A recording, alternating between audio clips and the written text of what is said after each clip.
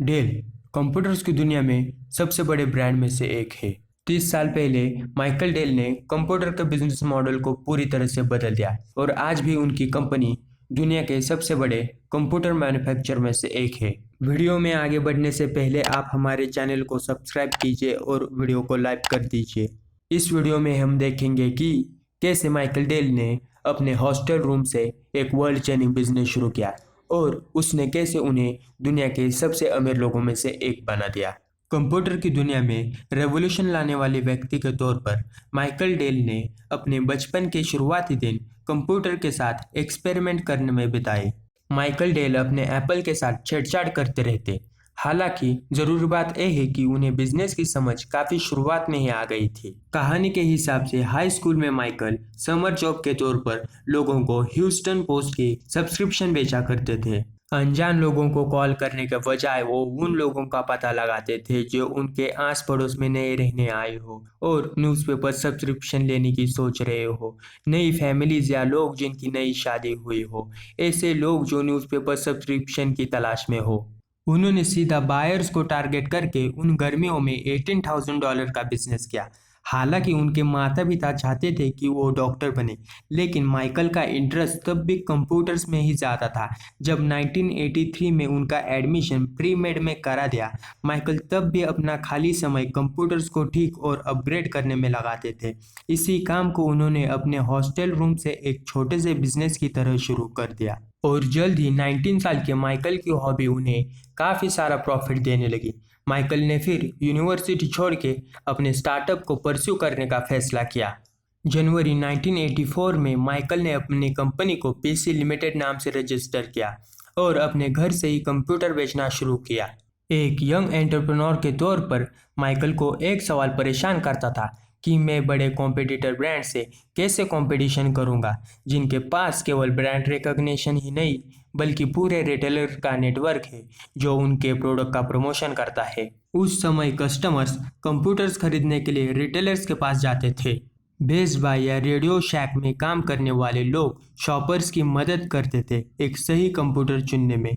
इसके बदले ये मिडलमैन कंप्यूटर्स की 10%, 20%, यहाँ तक कि 30% तक कीमत बढ़ा देते थे। तो माइकल ने सोचा क्यों न मिडलमैन को हटाकर सीधा कस्टमर्स को ही सामान बेचा जाए। हालांकि शुरुआत में कस्टमर्स को अट्रैक्ट करना मुश्किल होता, लेकिन पीसी लिमिटेड अपने कंप्यूटर्स को कॉम्पिटिटर्स के मुकाबले डिस्काउंट पर बेच पाती। माइकल इस अप्रोच के साथ पूरी तरह से आगे चले गए, जिसे डायरेक्ट मॉडल ऑफ सेलिंग के नाम से जाना गया। उन्होंने सीधा कंप्यूटर मैगजीन्स में एडवर्टाइज किया, जिससे उनके प्रोडक्ट सीधा उन लोगों तक पहुंच गए जिन्हें कंप्यूटर्स की ज़रूरत थी। इन लोगों के पास ऑप्शन था कि वो अपने कस्टम पीसी असेंबल करवा सकते थे। ये एक ऐसी सर्विस थी जो उस समय आईबीएम जैसे बड़े कंप्यूटर्स बनाने वाले ब्रांड्स भी नहीं दे रहे थे। और फिर चाइनीज कंपोनेंट सप्लायर और असेंबली प्लांट्स के साथ माइकल डेल की कंपनी पीसी लिमिटेड ने पर्सनल कंप्यूटर्स की मैन्युफैक्चरिंग और सेल्स शुरू कर दी। अपने पहले साल के प्रोडक्शन में पीसी लिमिटेड ने $6 मिलियन से ज़्यादा के कंप्यूटर बेचे, जिससे नए बिजनेस मॉडल का पोटेंशियल पता चल गया। जैसे जैसे लोगों को कंपनी की डायरेक्ट सेलिंग मॉडल और कम प्राइसेस के बारे में पता चलने लगा, उनकी कंपनी ज़्यादा फेमस होने लगी। माइकल की कंपनी लेट 80s तक बहुत ज़्यादा ग्रो करने लगी।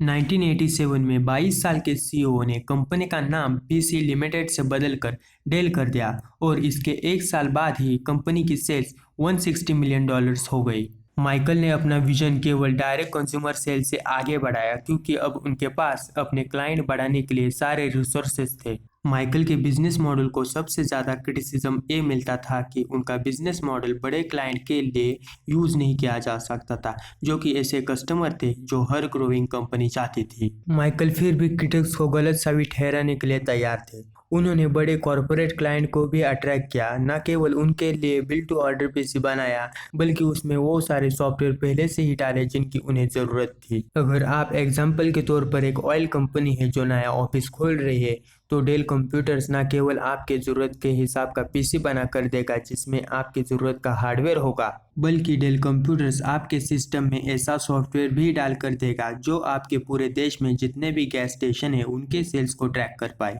आखिरकार डेल सबके लिए पर्सनल कंप्यूटर बनाने लग गया, लेकिन इंटरनेट ने डेल को एक ग्लोबल ब्रांड बनने में सबसे ज़्यादा मदद की। जब 1996 में डेल ने अपनी डायरेक्ट सेल वेबसाइट लॉन्च की तो उससे डेल के पास बहुत सारे नए कस्टमर आ गए।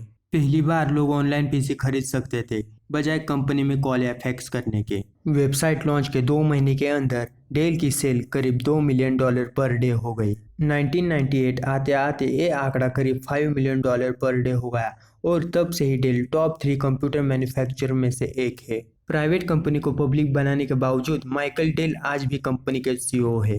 खैर, एक कहानी अपने आप में ही एक अलग वीडियो के लायक है।